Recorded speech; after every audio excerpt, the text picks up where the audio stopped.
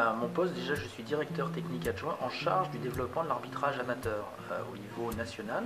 Donc, mes principaux objectifs, c'est de développer tant au niveau quantitatif que qualitatif l'arbitrage de la base jusqu'au F4, donc les fédéraux 4 qui officient au niveau des CFA, CFA2, le futsal et le beach soccer. Voilà. D'accord. Bon, alors, c'est vraiment...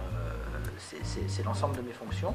Et puis aussi assister les sections de la Commission fédérale des arbitres dans leurs tâches pour développer tant le recrutement, la fidélisation que la formation et le développement par exemple de l'arbitrage féminin aussi. D'accord.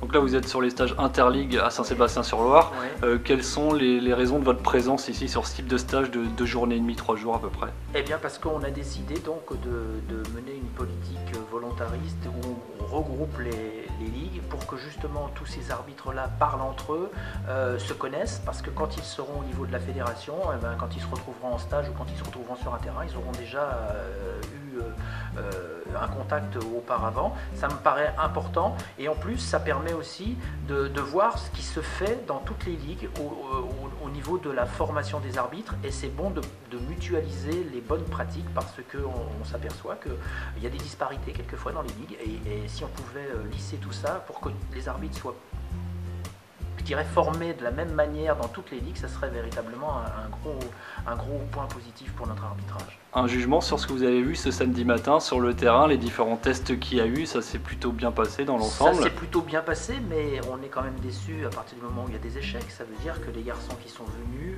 n'étaient pas prêts. Donc là aussi,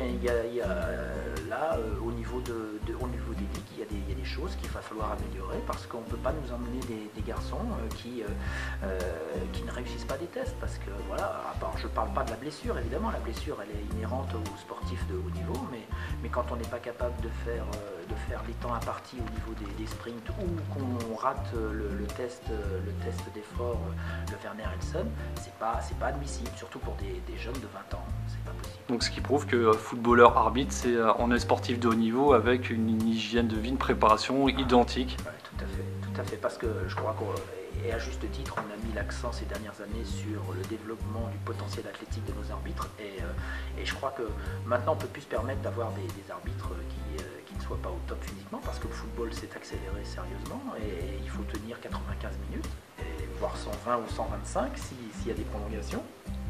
Et qu'à partir de là, si on n'est pas en bonne condition physique, on perd de la lucidité au fur et à mesure que le match se passe. Et bien quand on a une grosse décision à prendre très délicate à la fin du match, et bien si on est en perte de repères, si on est en perte de lucidité, on ne prendra pas la bonne décision et puis on lésera une équipe et on faussera le résultat. Il y a l'importance du physique, donc de la préparation, il y a aussi le mental, c'est peut-être aussi un domaine, l'arbitre on va dire 2.0 ou peut-être 3.0, aujourd'hui l'arbitre moderne doit sans doute avoir presque plus de failles. Bien sûr, vous avez touché du doigt, je ne dirais pas que ça sera des Robocop dans l'avenir, mais il faut qu'ils soient prêts partout, ils soient prêts au niveau athlétique, au niveau mental, au niveau lecture du jeu, au niveau gestion des conflits, au niveau gestion disciplinaire, savoir quand mettre un carton jaune, quand exclure, etc.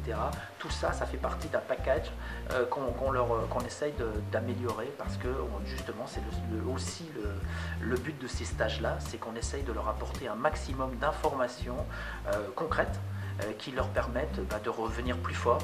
Dès qu'ils auront quitté ce stage, la prochaine fois qu'ils vont être sur un terrain, il faut qu'ils se servent des choses qu'on essaye de leur apprendre très modestement, mais en tout cas qu'on essaye quand même de leur inculquer. En tout cas, si on revient 20 ans en arrière, sur les formations qui pouvaient y avoir à l'époque, je présume que c'est totalement différent, novateur aujourd'hui. C'est le jour et la nuit, évidemment.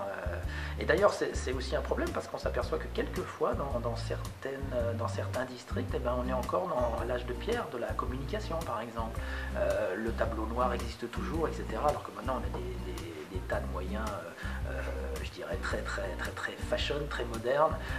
Là, toute notre formation est basée sur la vidéo, parce qu'il faut que nos garçons puissent se mettre en configuration match et voir un petit peu des erreurs justement pour ne pas eux-mêmes en commettre.